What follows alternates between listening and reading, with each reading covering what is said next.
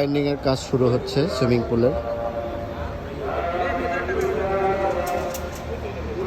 আর 2 থেকে 3 দিন পরেই আপনারা এখানে রড বাইন্ডিং এর কাজ দেখতে পাবেন। এই সুইমিং পুলটি হচ্ছে গিয়ে ইসিবি চত্বর এবং কালশির ঠিক মিডলে সুমাত্রা ফিলিং স্টেশনের সন্নিকটে।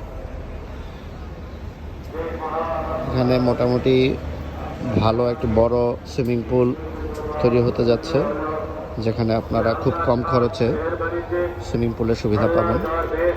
এবং এখানে সুইমিং পুলটি যার উদ্যোগে শুরু হচ্ছে তিনি হচ্ছে গিয়ে আন্তর্জাতিক খ্যাতিসম্পন্ন গোল্ড মেডেলিস্ট সাঁতারু মনির হোসাইন, সাবেক আর্মি কর্মকর্তা।